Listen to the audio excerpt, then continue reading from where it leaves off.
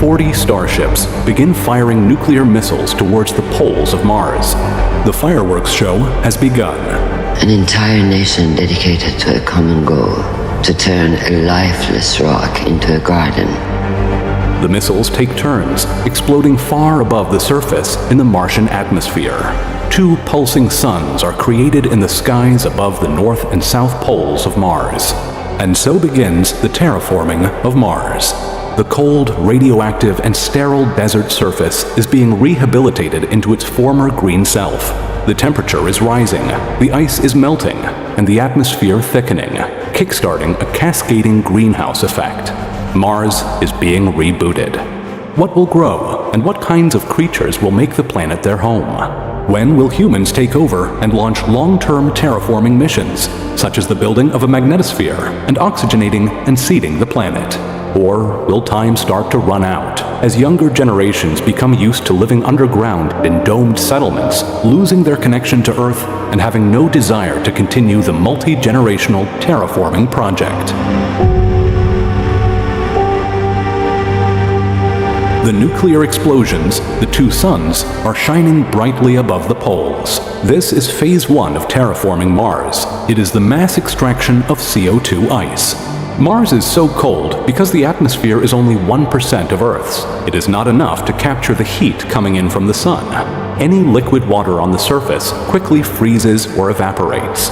The low pressure also pulls out all of the oxygen from a human's blood, causing circulatory shutdown within a minute, requiring pressurized suits to survive.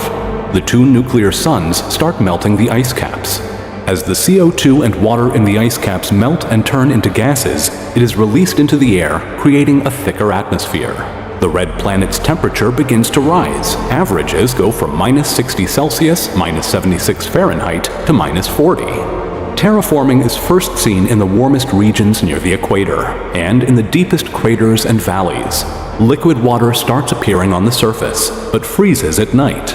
As the surface becomes warmer and more CO2 and water melts, thickening the atmosphere, it begins trapping more heat, which melts more CO2 and water, speeding up the terraforming mission.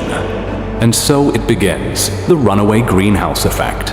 Mars begins to take over, like an advanced artificial intelligence, able to start programming a stronger version of itself.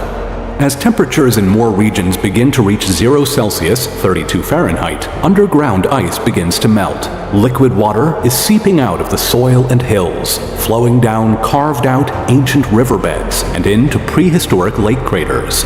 As water vapor evaporates into the atmosphere, more clouds begin to form. It is cold at first, with snow and hail, then it begins to rain, starting the water cycle. The red dust covering Mars starts to be washed away. Rivers are flowing, moving slowly because of the lower gravity. Most of Mars starts to get covered with 30 feet, 9 meters of water, recreating the first oceans. 87% of the ancient oceans on Mars have been lost to space. What survived was stored in the polar ice caps. But now, the oceans are returning. When fully terraformed, Mars will have an ocean a mile, 1.6 kilometers deep, covering more than 20% of the planet, with slow-moving monster waves. There will be one giant ocean in the northern hemisphere where it is flat and below average elevation, while in the south, filled with craters and high elevation, there will be dry land. As the atmosphere gets thicker, it begins to block more radiation, solar radiation and cosmic rays that have been sterilizing the surface. The sky is now starting to turn into a light shade of blue. Water is seeping through cracks going deep underground. Any subterranean, ancient Martian bacteria that has survived underground will start growing and spreading.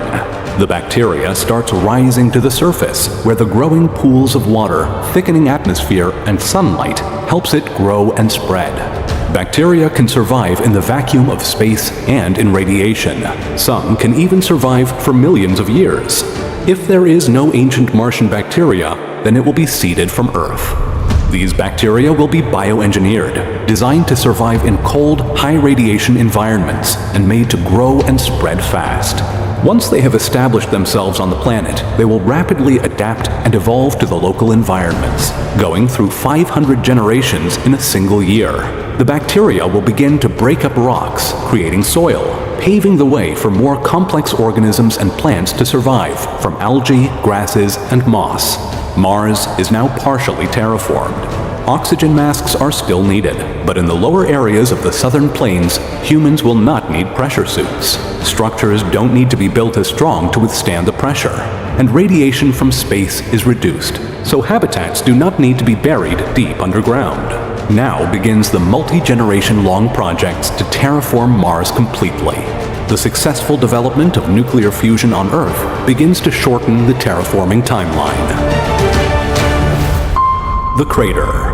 Rather than terraforming the whole planet, work starts on terraforming a specific location, a deep crater. This is the para-terraforming mission. An entire crater is covered and enclosed. It becomes a transparent dome, turning it into an open, semi-underground Earth.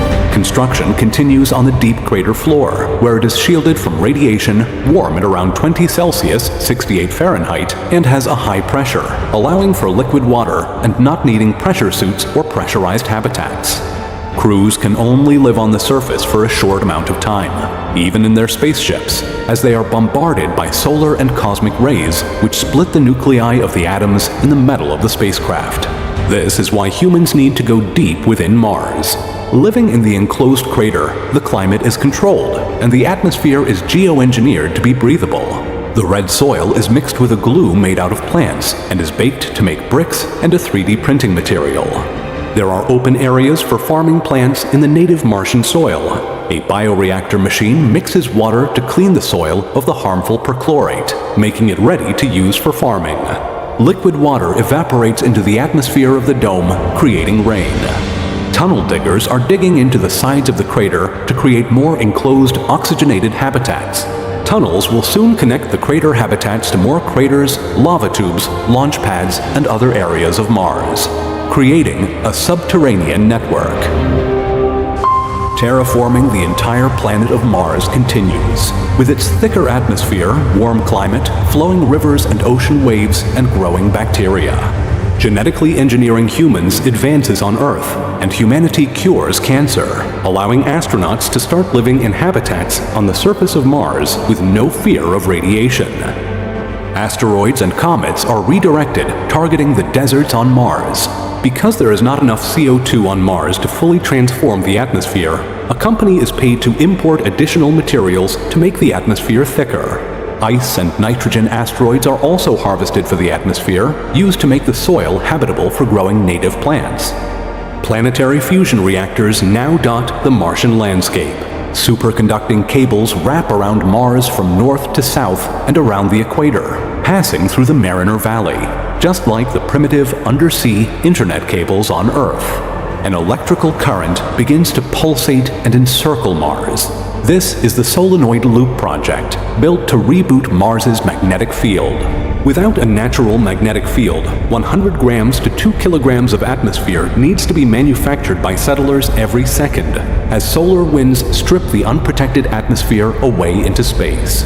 Mars had a magnetic field before, but massive asteroids smashing into the surface possibly disrupted the heat flow in the core of the planet, and it began to shut down. So it needs to be rebooted. The cables on the surface wrap around Mars's magnetic inner core. As the nuclear fusion reactors turn on, sending electrical currents through the cables, it begins to create a magnetic field, surrounding the planet and reaching out into space. It starts blocking solar and cosmic radiation, and protects the atmosphere from being stripped away into space. As the magnetosphere grows and strengthens, the green glows of auroras begin dancing over the north and south poles of Mars. Now protected by the engineered magnetic field, the atmosphere on Mars starts reaching the final stages of being complete. More nitrogen asteroids are harvested for the atmosphere. It is being re-engineered to lower the carbon dioxide, making the surface habitable for more complex microorganisms, plants, animals, and humans. Tardigrades are the pioneering species on Mars, nature's greatest survivors. They are feeding on bacteria and algae, soaking up carbon dioxide, radiation, heavy metals, and dust, and providing food for larger creatures.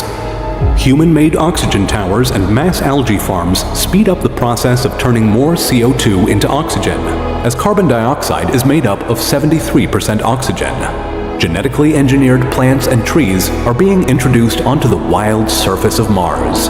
This is the seeding stage of Project Terra. Advanced bioengineered flowering species and insects are seeded.